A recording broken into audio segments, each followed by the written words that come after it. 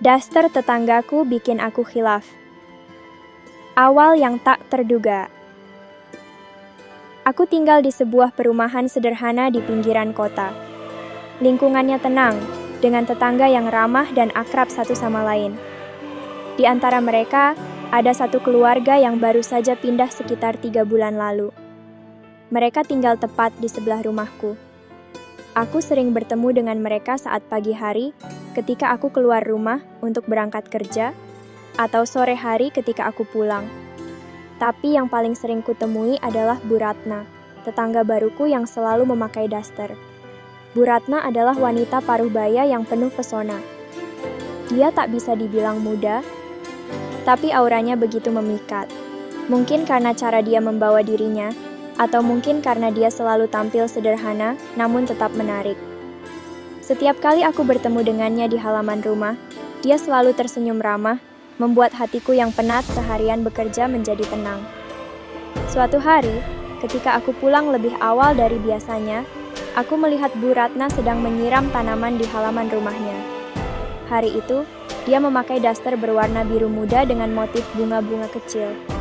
Daster itu panjang hingga menutupi kakinya, namun bentuk tubuhnya yang ramping tetap terlihat jelas di balik kain yang tipis itu. Aku hanya bermaksud untuk menyapa seperti biasa, namun entah mengapa langkahku terhenti di depan pagar rumahnya. Bu Ratna menyadari kehadiranku dan mengangkat wajahnya yang semula menunduk karena sibuk menyiram tanaman. "Mas Rudi, pulang lebih awal ya?" tanyanya dengan senyum yang selalu tersungging di bibirnya. Aku mengangguk pelan, mencoba menahan detak jantungku yang mendadak berdebar lebih kencang dari biasanya. "Iya, Bu. Kerjaan lagi sepi, jadi bisa pulang lebih cepat." "Ayo masuk dulu, Mas. Saya baru bikin teh.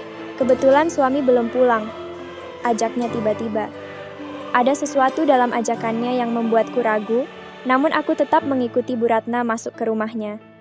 Suasananya sederhana, hampir sama dengan rumah-rumah lain di perumahan ini, tapi ada kehangatan yang berbeda di dalamnya. Mungkin karena sentuhan feminin dari Bu Ratna yang membuat rumah itu terasa nyaman. Kami duduk di ruang tamu. Bu Ratna segera ke dapur untuk membuat teh. Aku menunggunya sambil memperhatikan dekorasi rumahnya yang penuh dengan tanaman hias. Beberapa saat kemudian, Bu Ratna kembali dengan 2 cangkir teh. Dia duduk di sofa yang tak jauh dariku, membuat jarak di antara kami begitu dekat. Sambil menyeruput teh hangat, kami mengobrol tentang hal-hal ringan, dari cuaca hingga aktivitas sehari-hari.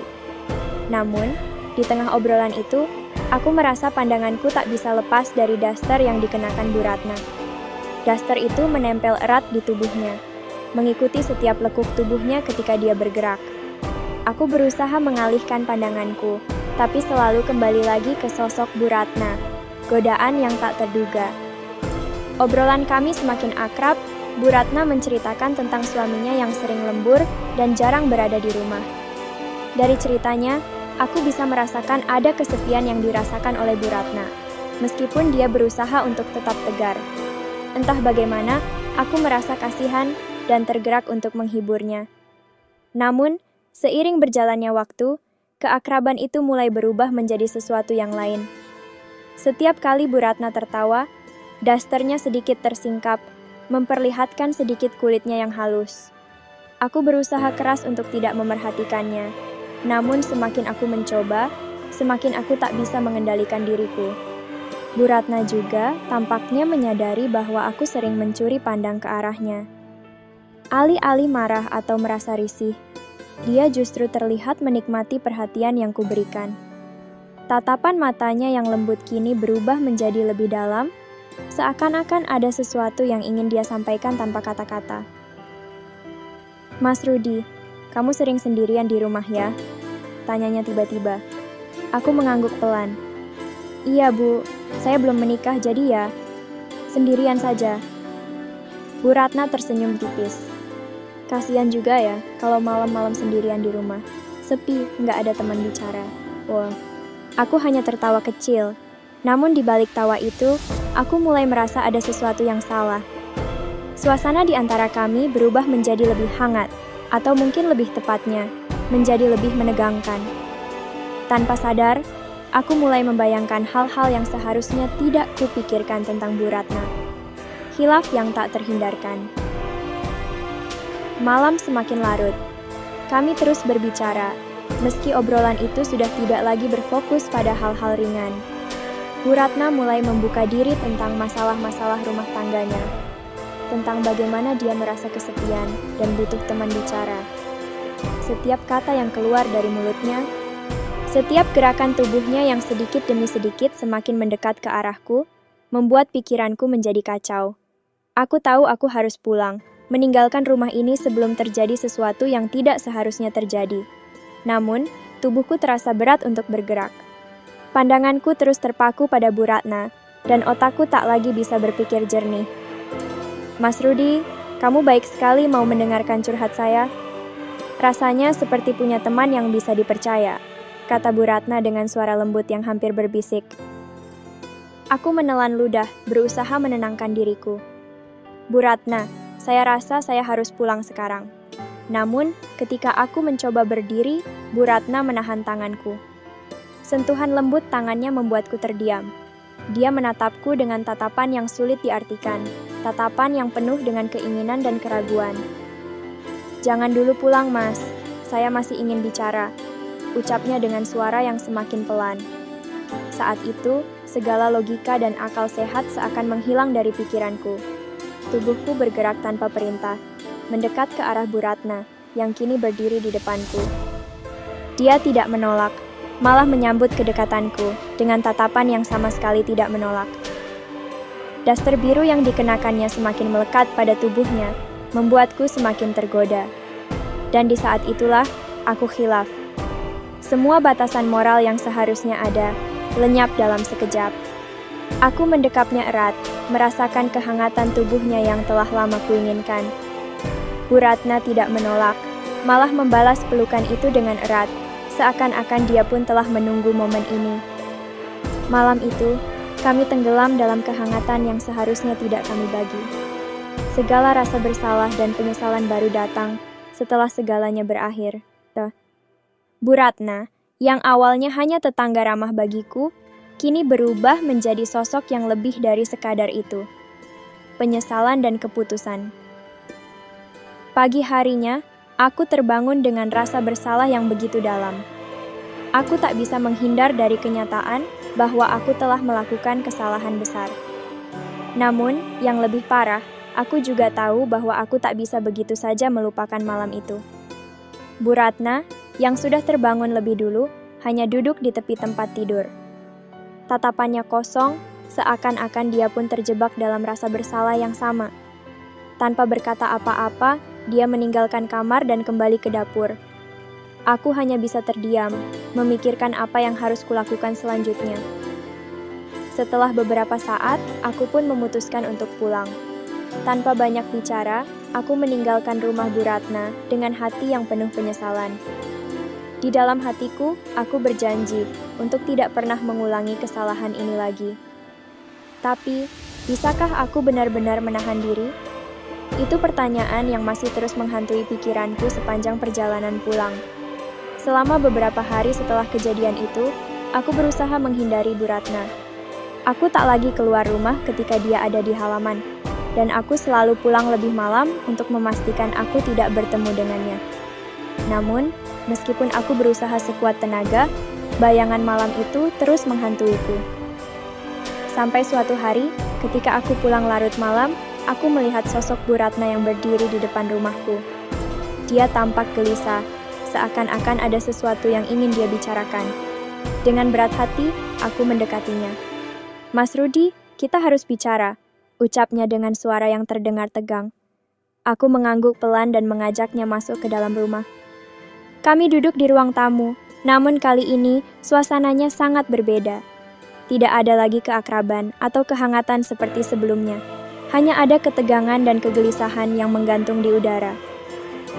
"Bu Ratna, saya minta maaf," kataku pelan, mencoba memulai percakapan.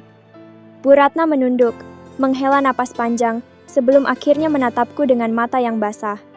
"Saya juga salah, Mas. Saya tak seharusnya membiarkan semua itu terjadi. Kita berdua sama-sama khilaf. Aku mengangguk, merasakan beratnya beban penyesalan yang sama. Kami sama-sama sadar bahwa apa yang terjadi malam itu tidak seharusnya terjadi. Namun, kenyataan bahwa kami sudah melakukannya membuat segalanya menjadi lebih rumit. "Apa yang harus kita lakukan sekarang?" tanya Bu Ratna. Suaranya bergetar. "Saya tidak ingin rumah tangga saya hancur, tapi saya juga tidak bisa berpura-pura bahwa tidak ada yang terjadi." Aku terdiam, mencoba merumuskan jawaban yang tepat. "Kita harus menjaga jarak, Bu. Tidak ada cara lain." Saya juga tidak ingin merusak rumah tangga Bu Ratna, dan saya yakin kita berdua lebih baik menjauh untuk kebaikan bersama. Bu Ratna hanya bisa mengangguk, meskipun ada kesedihan yang jelas terlihat di wajahnya. "Mungkin itu yang terbaik, Mas. Tapi tolong, jangan ceritakan hal ini kepada siapapun." Aku berjanji akan menyimpannya rapat-rapat, dan dengan itu, kami sepakat untuk menjaga jarak. Bu Ratna kembali ke rumahnya, meninggalkan kesunyian yang menyesakan di dalam rumahku. Menghadapi kenyataan. Setelah percakapan itu, aku berusaha keras untuk kembali menjalani hidupku seperti biasa. Namun, bayangan Bu Ratna dan malam itu terus menghantui setiap langkahku. Aku mulai merasa tidak nyaman di rumah sendiri, karena setiap kali aku melihat ke arah rumah Bu Ratna, ingatan itu kembali menghantamku. Tetangga-tetangga yang lain mungkin tidak menyadari perubahan yang terjadi, namun aku bisa merasakan bahwa hubunganku dengan Bu Ratna tidak akan pernah sama lagi. Bahkan ketika kami bertemu di luar rumah, hanya ada keheningan yang canggung di antara kami. Aku mencoba mengalihkan pikiranku dengan bekerja lebih keras, mencari kesibukan yang bisa membuatku lupa. Tapi, semakin aku berusaha melupakan, semakin dalam aku terperangkap dalam rasa bersalah dan penyesalan. Suatu malam, ketika aku kembali terlambat dari kerja, aku memutuskan untuk berjalan-jalan sendirian di sekitar perumahan. Udara malam yang dingin sedikit membantu menenangkan pikiranku. Di tengah perjalanan, aku melihat lampu di rumah Bu Ratna masih menyala. Meski aku sudah berjanji pada diriku sendiri untuk menjauh, entah mengapa aku merasa terdorong untuk mendekat. Namun, kali ini bukan karena godaan, melainkan karena aku benar-benar ingin memastikan bahwa kami berdua baik-baik saja. Aku menghampiri pagar rumahnya, tapi sebelum aku sempat memutuskan untuk mengetuk pintu atau tidak, Bu Ratna sudah keluar dari rumahnya. Dia tampak terkejut melihatku, namun ada ketenangan dalam sikapnya yang sebelumnya tidak ada. "Kamu masih belum bisa tidur, Mas?" tanyanya pelan. Aku menggeleng, merasa canggung di hadapannya. Tidak bisa tidur, banyak pikiran. Bu Ratna tersenyum kecil, meskipun ada kesedihan di balik senyumnya itu. Saya juga begitu. Sejak malam itu, saya tidak pernah benar-benar bisa tidur nyenyak lagi. Kami berdiri dalam diam untuk beberapa saat. Aku bisa merasakan beban emosional yang sama di antara kami. Namun, kali ini aku berusaha keras untuk tidak membiarkan emosiku mengambil alih. Kita memang sudah sepakat untuk menjaga jarak, Bu. Tapi saya harap kita bisa saling memaafkan dan melanjutkan hidup kita masing-masing dengan baik. Ucapku dengan suara yang tulus. Bu Ratna mengangguk pelan. Kita memang harus melupakan semua yang terjadi. Kita hanya manusia biasa, Mas. Kadang, kita bisa tergelincir. Yang penting adalah bagaimana kita bisa bangkit dan tidak mengulanginya lagi. Malam itu, kami berdua berbicara lebih banyak, namun bukan lagi tentang hasrat atau penyesalan. Kami berbicara tentang kehidupan, tentang bagaimana kami harus melanjutkan hidup tanpa dibebani oleh masa lalu. Percakapan itu menjadi semacam penutupan bagi kami berdua. Dan ketika aku akhirnya pulang ke rumah, aku merasa sedikit lebih ringan. Melanjutkan hidup. Hari demi hari berlalu, dan seiring berjalannya waktu, aku mulai bisa melepaskan bayangan malam itu dari pikiranku. Bu Ratna dan aku tetap saling menyapa, meskipun kini ada jarak yang jelas di antara kami. Suaminya mungkin tidak pernah tahu apa yang terjadi, dan mungkin itu yang terbaik. Aku pun berusaha untuk lebih banyak bergaul dengan tetangga yang lain, mencari kegiatan yang bisa membuatku lebih sibuk. Perlahan, rasa bersalah yang dulu begitu berat mulai berkurang. Aku belajar untuk menerima bahwa aku telah melakukan kesalahan, Tapi itu tidak berarti hidupku harus berhenti di sana. Bu Ratna juga tampaknya mulai kembali ke rutinitasnya. Dia masih sering terlihat di halaman, menyiram tanaman dengan dasternya yang khas. Namun, kali ini aku tak lagi melihatnya dengan cara yang sama. Aku melihatnya sebagai tetangga, seseorang yang juga telah belajar dari kesalahan yang sama. Kehidupan di perumahan itu pun kembali normal. Meskipun ada kenangan yang tak mungkin dilupakan, aku tahu bahwa kami berdua telah memilih jalan yang benar. Dan di saat itu, aku menyadari bahwa hidup memang penuh dengan godaan. Tapi kekuatan untuk mengatasi godaan itu adalah yang sebenarnya membuat kita menjadi manusia yang lebih baik. Cerita ini menggambarkan betapa mudahnya manusia tergelincir dalam godaan. Namun pada akhirnya, setiap orang memiliki pilihan untuk memperbaiki diri dan melanjutkan hidup dengan lebih baik. Dengan menyadari kesalahan dan belajar darinya, kita bisa menjadi pribadi yang lebih kuat dan bijak.